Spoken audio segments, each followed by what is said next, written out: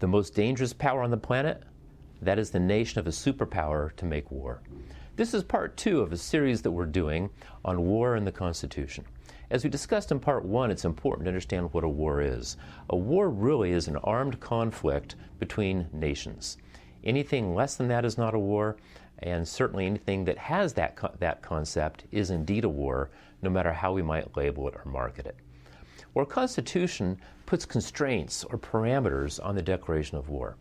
You see, our founding fathers represented their state governments when they came together at the Constitutional Convention. Each of our 13 colonies, 13 states, wanted to give power to the federal government. They wanted to repeal the Articles of Confederation, create a new constitution.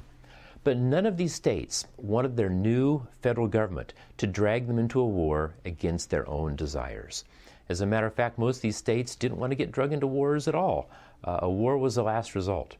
So in our Constitution, we have the power to make and declare war firmly ensconced in Article 1 of the Constitution. Now, a quick overview of the Constitution will tell you that the articles are separate for each branch of government. So Article 1 of the Constitution describes the legislative branch, Article 2, the executive branch, and Article 3, the judicial branch. Well, in Article 1, Congress is given the power to declare war. Well, what is Congress? Well, Congress is 2 bodies.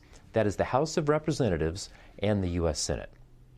Well, the House of Representatives represents the people. That was the original intent of the Founding Fathers and is still the intent today.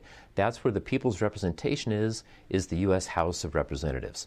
The Founding Fathers didn't want war unless the House of Representatives that represented the people approved that war, because it's the people who will pay for the war, and of course it's the people who will bleed and die in that war.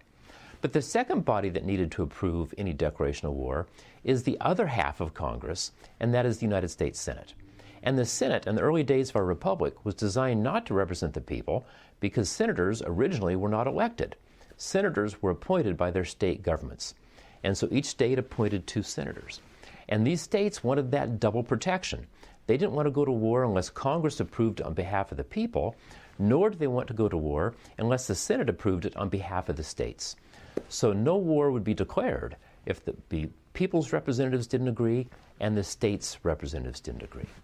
You'll notice as you study the executive branch in the Constitution that although the president is the commander-in-chief once war is declared, the president cannot declare war. This power rests only with the Congress of the United States. And unfortunately in America, Congress has been derelict in that duty. We've not had a congressionally declared war since World War II. That means technically the Korean War, the Vietnam War, Gulf War I, Gulf War II are all undeclared wars, and if they are wars, then therefore they are unconstitutional.